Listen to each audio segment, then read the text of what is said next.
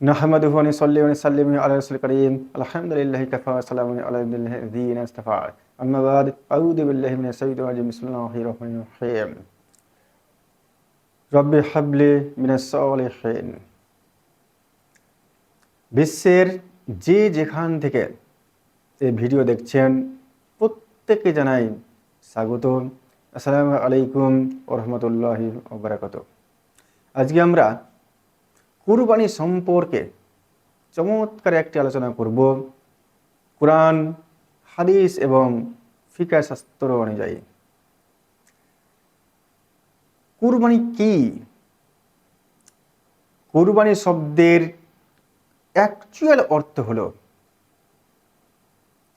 ত্যাগ করা, স্যাক্রিফাইস করা, উৎসর্গ করা।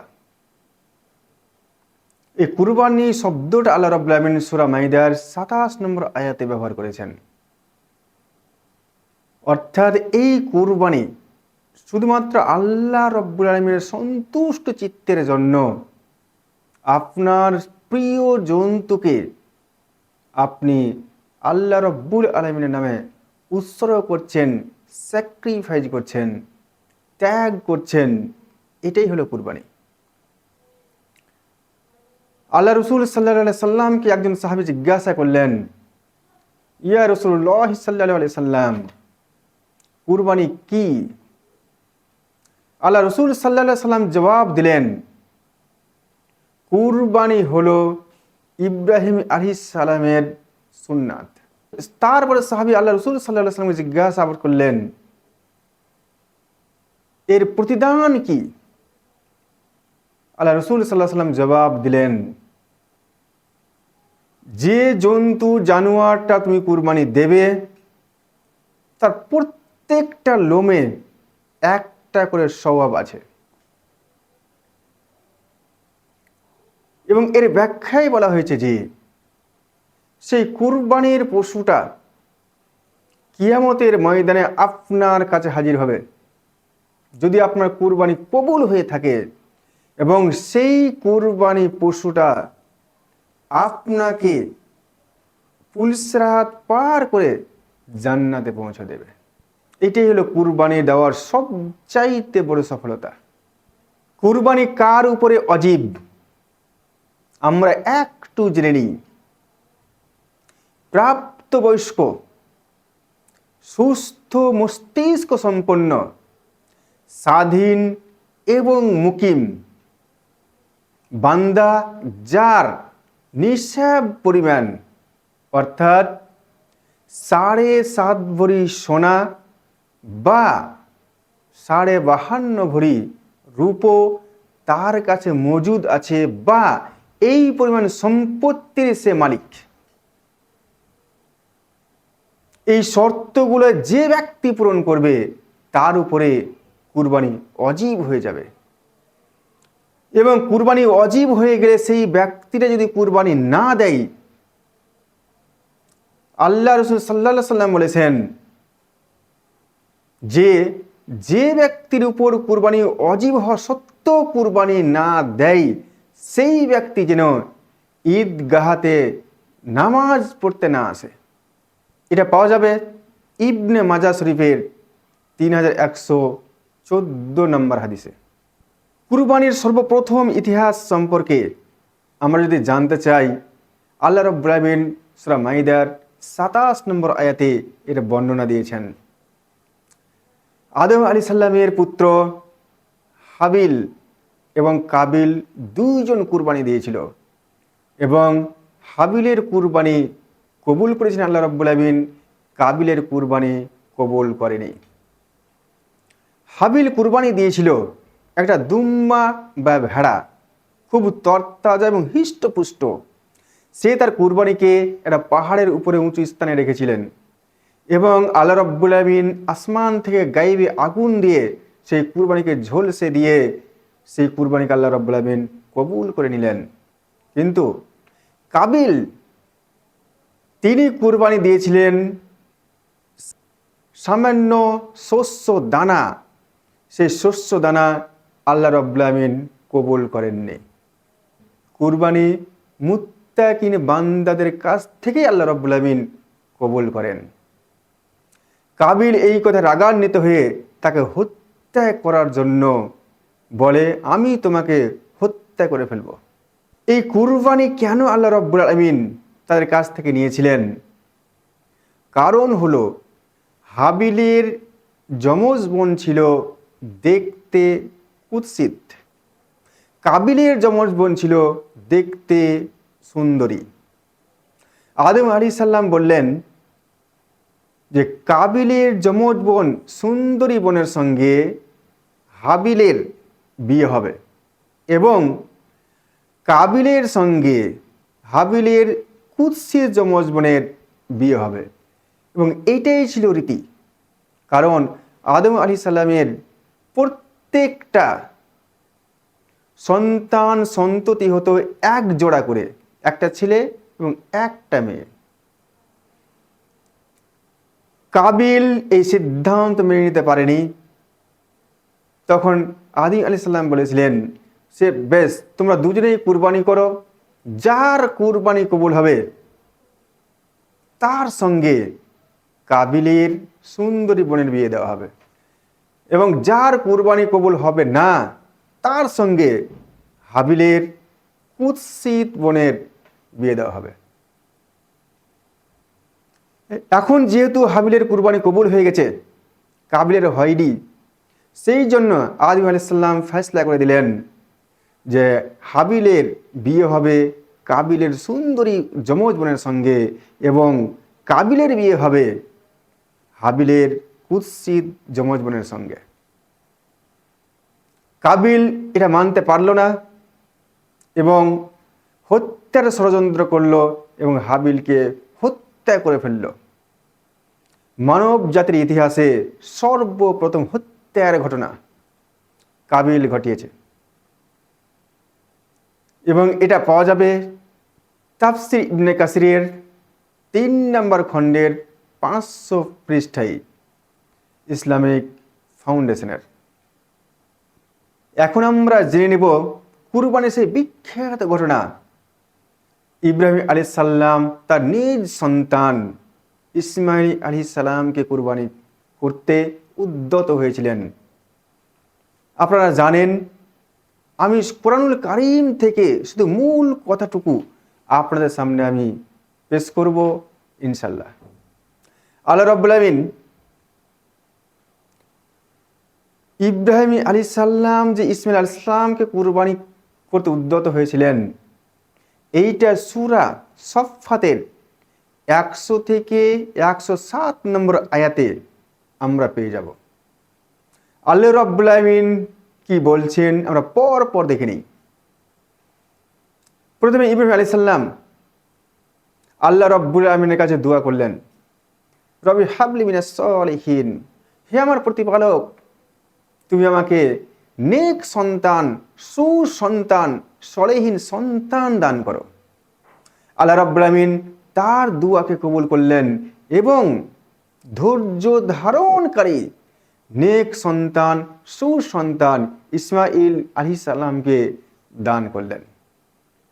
ইসমাইল আলাইহিস সালাম যখন 13 থেকে 14 বছর উপনীত হলো, সেই সময়ে আল্লাহ রাব্বুল আলামিন ইব্রাহিম আলাইহিস সালামকে স্বপ্নে দেখালেন যে তুমি তোমার নিজ পুত্র ইসমাইল আলাইহিস সালামকে কুরবানি করো। ইব্রাহিম আলাইহিস সালাম তার সন্তান ইসমাইল আলাইহিস সালামকে ডাকলেন, ডেকে বললেন যে আমি স্বপ্নে দেখেছি তোমাকে কুরবানি করছি, তোমার মত কি? ইসমাইল আলাইহিস সালাম কত নেক সন্তান ছিলেন, উত্তর দিলেন, আল্লাহ রাব্বুল আলামিন যা অর্ডার করেছেন আমাকে কুরবানি করার জন্য, আপনি আমাকে কুরবানি করুন, ইনশাআল্লাহ আপনি অবশ্যই আমাকে ধৈর্য ধারণকারীদের অন্তর্ভুক্ত পাবেন। ইব্রাহিম আলাইহিস সালাম ইসমাইল আলাইহিস সালামকে মাটিতে শুইয়ে ছুরি চালাতে উদ্যত হলে আল্লাহ রাব্বুল আলামিন ইব্রাহিম আলাইহিস সালামকে ডাক দিলেন, আহ্বান করলেন এবং বললেন যে তুমি তোমার স্বপ্নকে সত্যি করে ফেললে। এবং তোমরা উভয়ে পিতা পুত্র আমার কাছে আত্মসমর্পণ করলে, এবং এটাই ছিল মহান পরীক্ষা, এবং এই পরীক্ষায় তোমরা দুজনেই পাস করে গেলে, এবং তোমাদের জন্য রয়েছে আমার কাছে বিশেষ পুরস্কার, বিশেষ মর্যাদা, বিশেষ সম্মান। আল্লাহ রাব্বুল আলামিন সেই মুহূর্তে, ছুরি চালানোর ঠিক আগের মুহূর্তে জিবরাইল আলাইহিস সালামকে অর্ডার করলেন, হে জিবরাইল, জান্নাত থেকে একটা দুম্বা নিয়ে চলে যাও, ইব্রাহিম আলাইহিস সালামের ছুরির নিচে দুম্বা রেখে দাও, দুম্বার গলাটা রেখে দাও, এবং ইসমাইল আলাইহিস সালামকে উঠে দুম্বার পাশে দাঁড় করিয়ে দাও। আল্লাহ রাব্বুল আলামিনের নির্দেশ মতো জিবরাইল আলাইহিস সালাম কাজ করলেন, এবং ইব্রাহিম আলাইহিস সালাম দেখলেন যে ইসমাইল আলাইহিস সালাম দুম্বার পাশে দাঁড়িয়ে আছে, এবং একটা দুম্বা জবেহ হয়ে গেছে। এবং আল্লাহ রাব্বুল আলামিন উভয়ের প্রতি সন্তুষ্টি, পরীক্ষায় পাশ করার ঘোষণা এবং তাদের মহাপুরস্কারের কথা ঘোষণা করলেন। এই হলো ইব্রাহিম আলাইহিস সালামের তার নিজ সন্তানকে কুরবানি করার উদ্যত হওয়া, আল্লাহর পরীক্ষায় পাশ করা, এবং সেই থেকে কুরবানি নিয়মিত চলে আসছে প্রত্যেকটা উম্মতের মধ্যে। কুরবানির পশু কীরকম হবে সেই সম্পর্কে আমরা এখন জেনে নিই। আল্লাহ রাব্বুল আলামিন সূরা হজের 34 নম্বর আয়াতে বলে দিয়েছেন, প্রত্যেক জাতির মধ্যে কুরবানির নিয়ম রীতি প্রচলিত আমি করে দিয়েছি, যাতে তোমরা আল্লাহ রাব্বুল আলামিনের নাম স্মরণ করতে পারো। তোমাদের রিজিক হিসেবে যে সব চতুষ্পদ জন্তু তোমাদেরকে দান করেছি, সেই সব চতুষ্পদ জন্তুকে তোমরা কুরবানির পশু হিসাবে তৈরি করো এবং তা কুরবানি করো। জাওয়াহিরুল ফিকহ গ্রন্থে কুরবানির পশু কিরকম হবে সেই ব্যাপারে বিস্তারিত বর্ণনা রয়েছে। আমি আপনাদের মূল কথাটুকু তুলে ধরছি। কুরবানির পশু আমাদের আশেপাশে যেগুলো রয়েছে তার মধ্যে ছাগল, খাসি, ভেড়া, দুম্বা, এই 4টি প্রাণী বয়স অন্তত 1 বছর হতে হবে, তাহলে সেই পশুটা কুরবানির যোগ্য হবে। গরু বা মহিষ বয়স কমপক্ষে 2 বছর হতে হবে, তারপরে সেই পশুটা কুরবানির যোগ্য হবে। উটের বয়স কমপক্ষে 5 বছর হতে হবে, তারপরে সেটা কুরবানির জন্য যোগ্য হবে। তবে এর মধ্যে কোনো একটা প্রাণী যদি তার বয়স, যেমন ছাগল, খাসি, ভেড়া, দুম্বার বয়স যদি 6 মাস বা 8 মাস হয়, কিন্তু তাকে 1 বছরের মতো যদি দেখতে লাগে, হৃষ্টপুষ্ট লাগে, তাহলে তাকেও কুরবানি করা যাবে। সেরকম একই রকমভাবে গরু বা মহিষের বয়স 2 বছর থেকে কম হলেও যদি 2 বছরের মতো তাকে হৃষ্টপুষ্ট তর তাজা মনে হয়, তাহলে সেটাও কুরবানি করা যাবে। উটের বয়স কমপক্ষে 5 বছর, কিন্তু কোনো উটকে যদি 3 বছর 4 বছর উটকে 5 বছরের মতো মনে হয়, তাহলে সেই উটটাকেও কুরবানি করা যাবে। আমাদের সমাজে প্রচলিত এই প্রাণীগুলোকেই আমরা কুরবানির পশু হিসেবে গ্রহণ করে থাকি, এবং এটাই সর্বোত্তম। কুরবানি আগে না নামাজ আগে, এই সম্পর্কে আমরা জেনে নেব। আল্লাহ রাব্বুল আলামিন এই সম্পর্কে আমাদের সঠিক দিক নির্দেশনা করেছেন। সূরা কাউসারের 2 নম্বর আয়াতে আল্লাহ রাব্বুল আলামিন বলছেন, ফাসাল্লি লিরাব্বিকা ওয়ানহার, ফাসাল্লি, তোমরা প্রথমে নামাজ আদায় করো, তোমার প্রতিপালকের উদ্দেশ্যে নামাজ আদায় করো, অনহার, তারপর তোমরা কুরবানি করো।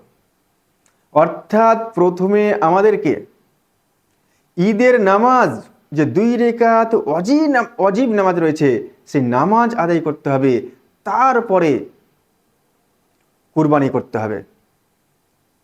কেউ যদি কোনো ব্যক্তি যদি নামাজের আগেই কুরবানি করে ফেলে, তাহলে তার সেই পশুকে কুরবানি হিসেবে গ্রহণ করা হবে না, তবে সেই পশুর সে মাংস খেতে পারে। এই ব্যাপারে তাফসির ইবনে কাসির 11 নম্বর খণ্ডের 610 পৃষ্ঠায় বলা হয়েছে, আবু দারদা রাদিয়াল্লাহু তাআলা আনহু তিনি নামাজের আগেই কুরবানি করে ফেলেছেন। তারপর আল্লাহ রসুল সাল্লাল্লাহু আলাইহি ওয়াসাল্লাম জিজ্ঞাসা করলেন, ইয়া রাসূলুল্লাহ সাল্লাল্লাহু আলাইহি ওয়াসাল্লাম, আমি তো নামাজের আগেই কুরবানি করে ফেলেছি।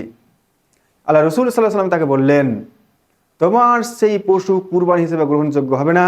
তুমি নামাজের পরে তোমার কাছে পশু থাকলে তুমি আর একটা কুরবানি করো, তবে তুমি সেই পশুটার মাংস খেতে পারো, কিন্তু সেটা কুরবানি হিসেবে গ্রহণযোগ্য হবে না। তখন আবু দারদা রাদিয়াল্লাহু তাআলা আনহু তার কাছে একটা ছাগল ছিল, সেই ছাগলটা কুরবানি দিল এবং তার কুরবানি গ্রহণযোগ্য হলো। মা আয়েশা রাদিয়াল্লাহু তাআলা আনহা আল্লাহ রসুল সাল্লাল্লাহু আলাইহি সাল্লাম থেকে ইরশাদ করেছেন, কুরবানির দিনে 2 রাকাত ঈদের নামাজ পড়ার পর সর্বোত্তম আমল হলো কুরবানি করা। এটা পাওয়া যাবে তিরমিজি শরীফের হাদিসে 1413 নম্বর হাদিস। কুরবানির উপযুক্ত সময় কোনটা?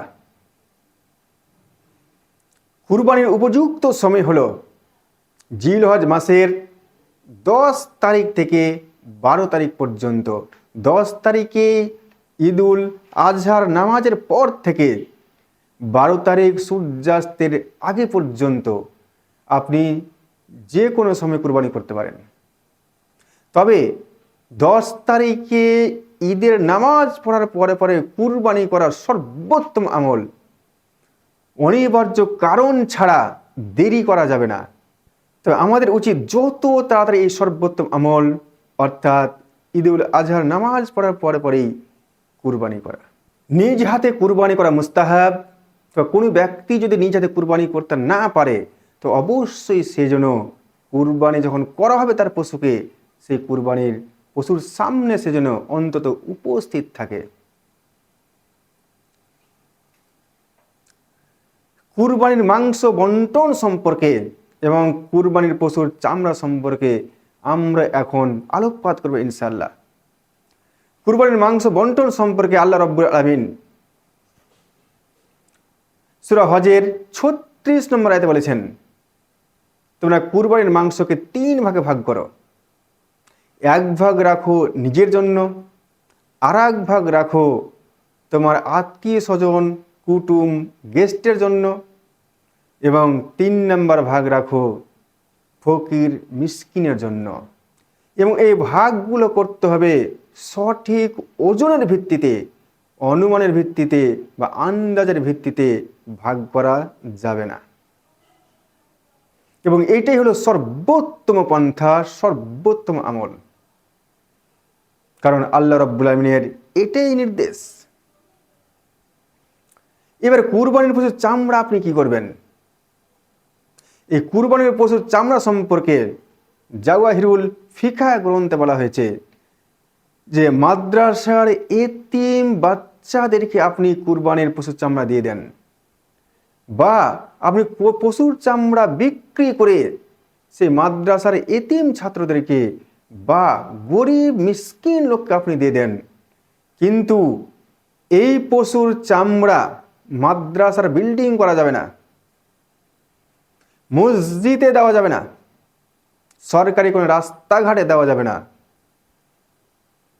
অর্থাৎ এই পশুর চামড়া ফকির মিসকিন এবং মাদ্রাসার এতিম বাচ্চাদের হক তাদের কাছে পৌঁছে দিতে হবে। আইয়ামে তাশরিক এবং তাকবীরে তাশরিক কি আমরা একটু জেনে নিই। জিলহজ মাসের 9 তারিখ ফজরের নামাজ থেকে শুরু করে 13 তারিখ আসরের নামাজ পর্যন্ত এই সময়টাকে বলা হয় আইয়ামে তাশরিক। এবং এই সময়ের মধ্যে প্রত্যেক ফরজ নামাজের পর প্রত্যেক প্রত্যেকটা মুসলিম এই তসবিহ পাঠ করবে, যে তসবিহকে বলা হয় তাকবীরে তাশরিক। সে তসবিহটা কি? আপনি প্রত্যেক ফরজ নামাজের পরে বলবেন আল্লাহু আকবার, আল্লাহু আকবার, লা ইলাহা ইল্লাল্লাহ, আল্লাহু আকবার, আল্লাহু আকবার, ওয়ালিল্লাহিল হামদ। আপনি একাকী নামাজ পড়ুন বা আপনি জামাতে নামাজ পড়ুন, উভয় ক্ষেত্রেই আপনাকে এই তসবিহ, এই তাকবীর আপনাকে বলতে হবে। যদি ইমাম সাহেব ভুলে যান, তাহলে কোনো মুক্তাদি যেন সেই ইমাম সাহেবকে মনে করিয়ে দেয় জোরে পড়ে। পুরুষ নারী উভয়েই এই তাকবীর পড়বে, পুরুষরা জোরে পড়বে এবং নারীরা আস্তে পড়বে। কুরবানির প্রকৃত শিক্ষা কি, সেই সম্পর্কে আমরা জেনে নিই। কুরবানির প্রকৃত শিক্ষা হলো যে কুরবানির পশু আপনি নিজ হাতে জবাই করছেন বা জবাই করলে আপনি উপস্থিত আছেন, সেই মুহূর্তে কুরবানি পশু জবাইয়ের সঙ্গে সঙ্গে আপনার মধ্যে যে পশুত্ব লুকিয়ে আছে, সেই পশুত্বকে জবাই করে দেওয়া, অর্থাৎ সেই পশুত্বকেও কুরবানি করে দেওয়া। আপনার মধ্যে যে ভুল ত্রুটি আছে, আপনার মধ্যে সেই ভুল ত্রুটিকে দূর করার নামই হলো কুরবানি। এই কারণে আল্লাহ রাব্বুল আলামিন সূরা আলার 14 নম্বর আয়াতে বলে দিয়েছেন, কদ আফলাহা মান তাযাক্কা, সেই ব্যক্তি সফলতা অর্জন করে যে নিজেকে সংশোধন করে। এই সংক্রান্ত একটা ভিডিও দেওয়া আছে আমার, আপনারা সেখানে ডিটেলস পাবেন, দেখে নেবেন। অর্থাৎ প্রধান উদ্দেশ্য, আপনার মধ্যে যে ভুল ত্রুটি আছে, আপনার মধ্যে যে পশুত্ব স্বভাব রয়েছে, সেই ভুল ত্রুটি এবং পশুত্বগুলিকে চিরজীবনের মতো স্যাক্রিফাইস করে দেওয়া, ত্যাগ করে দেওয়া, বর্জন করে দেওয়া এবং নিজেকে পুত পবিত্র করার নামই হলো কুরবানি। এবং এটাই হলো কুরবানির প্রকৃত উদ্দেশ্য, প্রকৃত তাৎপর্য। এটা ছাড়া যে শুধু মাংস খাওয়ার জন্য কুরবানি করবে, তাতে কুরবানির কোনো প্রশ্নই নাই, শুধু মাংস খাচ্ছে। কুরবানি কার কবুল হবে, কার কবুল হবে না, আল্লাহ রাব্বুল আলামিন সেই ব্যাপারে স্পষ্ট করে দিয়েছেন। সূরা আনামের 162 নম্বর আয়াতে আল্লাহ রাব্বুল আলামিন বলছেন, ইন্না সলাতি, অবশ্যই আমার নামাজ, ও নুসকি, আমার কুরবানি, মাহিয়া ইয়া ও মামাতি, আমার জীবন এবং আমার মরণ, লিল্লাহি রাব্বিল আলামিন, শুধুমাত্র আমার মহান রবের জন্য, আমার প্রতিপালক আল্লাহর জন্যই। অর্থাৎ কুরবানি যদি শুধুমাত্র আপনি আল্লাহর সন্তুষ্টির জন্য দিয়ে থাকেন, তাহলে আল্লাহ রাব্বুল আলামিন আপনার কুরবানি কবুল করবে। আল্লাহ রাব্বুল আলামিন তারপরে সূরা হজের 37 নম্বর আয়াতে বলছেন, লা ইয়ানালাল্লাহ লুহুমুহা ওয়ালা দিমা উহা ওয়ালা কি ইয়ানা লুহু তাকওয়া মিনকুম, কুরবানির রক্ত বা মাংস আমার দরবারে পৌঁছায় না, তোমাদের তাকওয়াটুকু আমার দরবারে পৌঁছায়। এবং তুমি শুধুমাত্র আমার উদ্দেশ্যে যদি কুরবানি করে থাকো, এবং অবশ্যই পশুটা হতে হবে হালাল টাকার, হালাল উপার্জন দ্বারা, হালাল খাবার খাইয়ে পশুটাকে মানুষ করতে হবে, তাহলে সেই পশুর রক্ত মাংস আপনার মাটিতে পড়ার আগেই আল্লাহ রাব্বুল আলামিন আপনার কুরবানিকে কবুল মঞ্জুর করে নেবেন। এবং এই তাকওয়াটুকু আল্লাহ রাব্বুল আলামিন দেখতে চাইছেন। এবং আল্লাহ রাব্বুল আলামিন, আপনি ভালো লক্ষ্য রাখুন, সেই কুরবানির মাংস আল্লাহ রাব্বুল আলামিন চাইছেন না, বা ওই মাংস আপনাকেই খাওয়ার অনুমতি দেওয়া হয়েছে। শুধুমাত্র আপনি কি উদ্দেশ্যে দিচ্ছেন, আপনার উদ্দেশ্যটা আপনার তাকওয়া, আল্লাহকে ভয় করেছেন কিনা, শুধুমাত্র আল্লাহ রাব্বুল আলামিনের উদ্দেশ্যে আপনি দিচ্ছেন কিনা, সেইটাই শুধুমাত্র আল্লাহ রাব্বুল আলামিন দেখছেন। এবং সেটা মাটিতে রক্ত পড়ার আগেই আল্লাহ পাক আপনার কবুল করে নেবেন। আল্লাহ রাব্বুল আলামিন কার কুরবানি কবুল করবেন সুস্পষ্ট করেছেন সূরা মাইদার 27 নম্বর আয়াতের শেষ অংশে। আল্লাহ রাব্বুল আলামিন বলছেন, ইন্নামা ইয়াতাকাব্বালুল্লাহু মিনাল মুত্তাকিন। আল্লাহ রাব্বুল আমিন মিনাল মুত্তাকিন, মুত্তাকিন তাকওয়াবান পরেজগার ব্যক্তির কুরবানি কবুল করেন, তাছাড়া অন্য কারো কুরবানি কবুল করেন না। ইনশাল্লাহ আমরা তাকওয়াবান হব এবং পরেজগারি লাভ করব এবং আল্লাহ রাব্বুল আমিনের উদ্দেশ্যে কুরবানি করব, অন্য কোনো উদ্দেশ্যে কুরবানি করব না, যাতে আপনার আমার প্রত্যেকের কুরবানি কবুল হয়। আখির দাওয়ানা আলহামদুলিল্লাহ রাব্বিল আলামিন।